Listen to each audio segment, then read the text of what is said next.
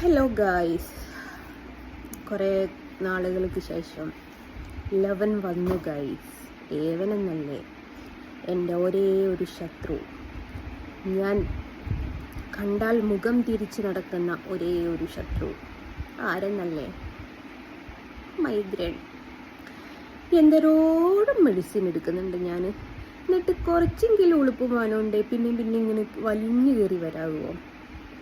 അപ്പം എൻ്റെ അടുത്തുകൊണ്ട് തട്ട്. ഭക്ഷണം കഴിച്ചിട്ടില്ലെങ്കിൽ വെള്ളം കുടിക്കണമെന്ന് അറിയും. എവട്ടെ, ആര് കേൾക്കാനാ, ആരോട് പറയാനാ? അപ്പം മൈഗ്രെയിൻ വരാനുള്ള ഒരു സാഹചര്യോട് ഞാൻ പറഞ്ഞു തരാം. ഞാൻ എന്നോട് പ്രത്യേകിച്ച് പറഞ്ഞിട്ട് ടെൻഷൻ ഫ്രീ ആയിരിക്കണം എന്ന് വെച്ചാൽ ഒരു ടെൻഷനും കാര്യങ്ങളൊന്നും എനിക്ക് പാടില്ല എന്ന് പ്രത്യേകിച്ച് പറഞ്ഞിട്ടുണ്ടായിരുന്നു. അപ്പം ഞാൻ എൻ്റെ സഹോദരി തുല്യമായിട്ട് കണക്കാക്കുന്നൊരു വ്യക്തി ഉണ്ടായിരുന്നു. അപ്പം ആ വ്യക്തി നമ്മളോട് എന്താ പറയുക,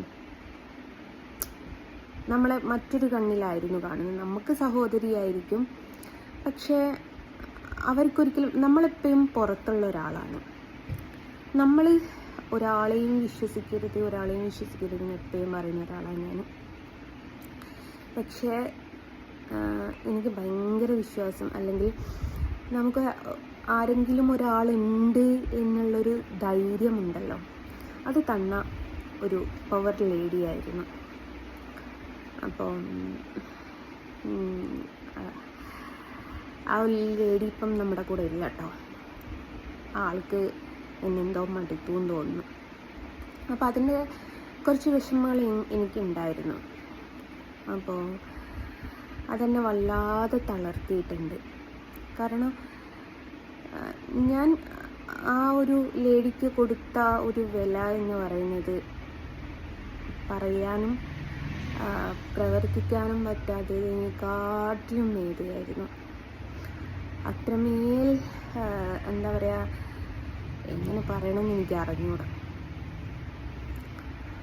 അപ്പോൾ നമ്മുടെ കൂടെ നിൽക്കുന്ന ആൾക്കാർ തന്നെ നമ്മുടെ കാല് വാരുമ്പോഴാണ് ഏറ്റവും വലിയ വേദന ഉണ്ടാവുക.